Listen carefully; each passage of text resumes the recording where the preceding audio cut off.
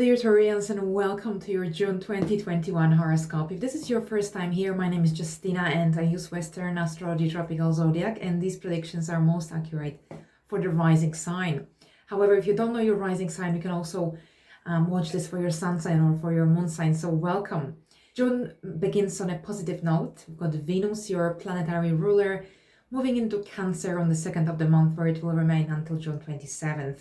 So for you more specifically, this is the third house of communication. So during the time that Venus remains in this area of your life, it's a really great time for interacting with others. So there could be an increased social activity going on in your life. It could be face-to-face, online, or generally lots of communication, text, emails, phone calls.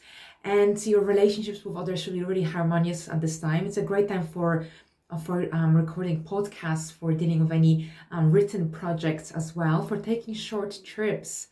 And generally, this should be a really pleasant time with your siblings or neighbors or people from your immediate surroundings. On the 10th, we've got a new moon solar eclipse in Gemini in your second house. And here the focus of this solar eclipse is on your financial security and stability, on redefining your personal values. So here, solar eclipse is a very powerful new moon, 6 times stronger than a regular new moon. It's a north node solar eclipse as well, so a time of new beginnings. And this solar eclipse will conjunct Mercury, so there could be something coming back from the past as well at this time that will help you to complete or gain financially. On the 11th, we've got Mars moving into Leo, into your 4th house. So here, the planet, the dynamic energy of Mars will help you to really do lots of things on the home front. So it's a great time for renovating, decluttering, getting rid of the unnecessary things. But also with Mars in the 4th in Cancer, you become more defensive of your family members. So if someone says something wrong or insults a family member, you might be really overprotective at this time. You also follow your heart and your instincts. So the inner emotional security comes into focus as well with this transit. On the 14th, we've got the famous, for this year, Saturn square Uranus. We had one already back in February, and we'll have another one in December. So we've got 3 of these squares this year. This is a time of letting go of anything that outlived its purpose in your life, of anything that has been stuck or holding you back, making it difficult for you to move forward. Now Uranus will break it, will break you free and help you to break away from any old patterns. And this is the activation of your 1st house and your 10th house of career. So there could be also some changes in your career throughout this year, where you will decide that you want to break away from anything in your career that has been obstructing or holding you back or restricting your freedom in some way. Now, on the 20th, it's a big day because we've got Jupiter turning retrograde in Pisces, but also the Sun is moving into Cancer. And with Jupiter here retrograde in your 11th house of friendships, groups, and networking, this is a time when you might seek more versatile experiences in your life in order to better understand life in general.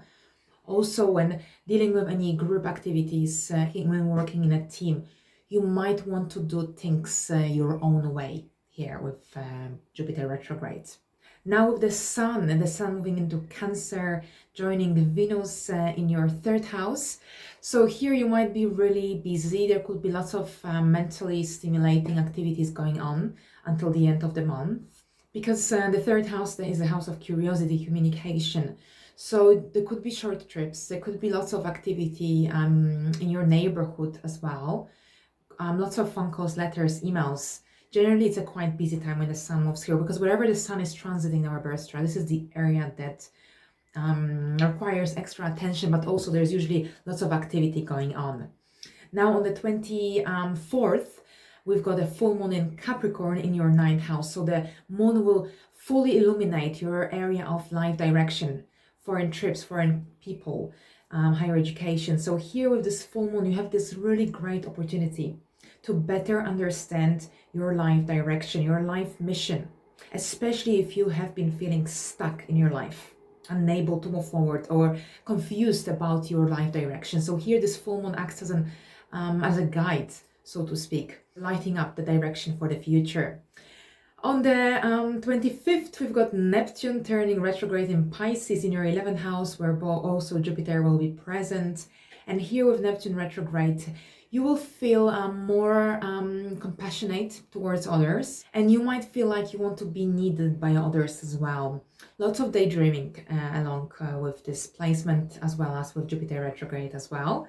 And the month ends with Venus moving into Leo, into your 4th house, where also Mars will be present, but Venus will conjunct with Mars only towards the end of July, which I will discuss in the next video. But here with Venus just dipping in to your 4th house at the end of the month. This is about finding more harmony and balance among your family members. This is about beautifying your home environment, especially if Mars has stimulated you to do some renovations or decluttering.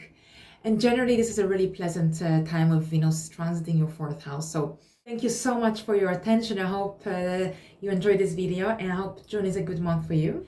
And bye for now.